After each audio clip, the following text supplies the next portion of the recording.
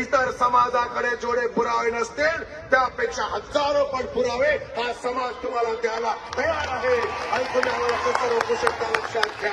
तुम्हाला सांगायचं आहे 1871 ते 1952 हा समाज गुन्हेगारी जमात होता, ट्राईब होता, हे सगळ्यांना जगाला माहित आहे. आणि या महाराष्ट्रातल्या नव्हे तर या देशातल्या लोकांना मला सांगायचं आहे की ज्या ज्या वेळेला या देशामध्ये दुष्काळ पडला त्या वेळेला या बंजारा समाजाने लढणीच्या माध्यमातून या देशाला अन्नधान्य पुरवण्याचं काम केलंय. आम्ही जे अन्नधान्य पुरवलं ते खाऊन या देशातले लोक जगलेले आहेत, लक्षात ठेवा.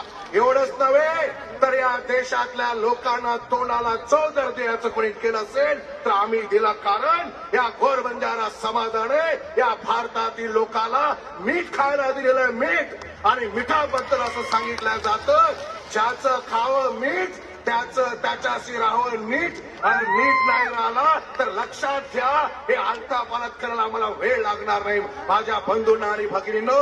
आणि या एवढंच नव्हे तर या देशाची जिथून राजसत्ता चालते, जिथून राजकारण चालते ते रायसीना हिल आमच्या लकी शाह बंजाराची ती जागा आहे, तिथे पार्लमेंट आहे, तिथे संसद भवन आहे आणि तिथून पूर्ण देशाचा राजकारभार चालतो.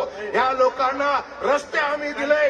या स्वतंत्र लढ्यामध्ये आमच्या कितीतरी लोकांचं बलिदान त्या ठिकाणी गेलेलं आहे. म्हणून या भारत देशातील या सरकारला, महाराष्ट्र सरकारला मला सांगायचं आहे की घोर बंजारा समाजाला आदिवासीमध्ये जाण्यासाठी ज्या ज्या काही निकष लागतात, अटी लागतात, त्या सर्व निकष, त्या सर्व अटी आम्ही पूर्ण करतो. कारण हा समाज आदिवासी आहे, इथे आमच्या माता भगिनी आहेत, यांचा जो वेश आहे तो वेश बघा, इतरांपेक्षा वेगळा आमचा वेश आहे. आमचं खानपान वेगळं आहे, आमचे सण त्योहार वेगळे आहेत, आमची बोली भाषा वेगळी आहे. तर आम्ही गावापासून लांब राहतो. ह्याच गोष्टी आहेत की ज्याच्या आधारावर या समाजाला आदिवासी आरक्षण आपण द्यायलाच पाहिजे. तुम्ही आता रोखू शकत नाही. हा घोरबंजारा समाज या सगळ्या संपूर्ण समाजाच्या वतीने मी आपल्याला ताकीद देतो की येणाऱ्या दिवसामध्ये हे असे आंदोलन करण्याला मला भाग पाडू नका.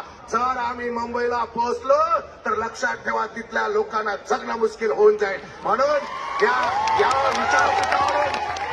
विचारपीठावरून मुख्यमंत्री फडणवीस साहेबाला मी सांगू इच्छितो की या घोर बंजारा समाजाच्या एसटी आरक्षणासाठी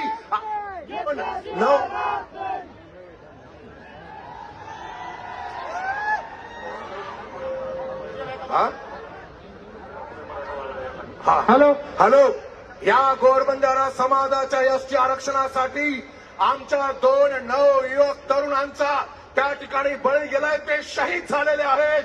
उमरगा तालुका नाईक नगर मोरम तांड्यातील आमचा पवन गोपीचंद चव्हाण याने आत्महत्या केलेला, तो शहीद झालेला आहे. तेवढंच नव्हे तर भेंड टाकळी तांडा तालुका गेवराई जिल्हा बीड येथील आमचा बाळूभाऊ चव्हाण हा देखील शहीद झालेला आहे. या शहीद झालेल्या मुलांच्या कुटुंबियाला मुख्यमंत्री साहेबांना माझं सांगणं आहे की प्रति व्यक्ती प्रति कुटुंबाला आपण किमान 10 लाख रुपये त्या ठिकाणी मुख्यमंत्री सहायता निधीमधून तुम्ही दिलं पाहिजे आणि त्यांच्या घरातील एका व्यक्तीला सरकारी नोकरीमध्ये त्यांना आपण घेतलं पाहिजे. म्हणून ही मागणी या ठिकाणी करतो आणि संपूर्ण बंजारा समाजाला सांगायचं आहे की आज बीडमध्ये देखील मोठ्या संख्येने आंदोलन आहे.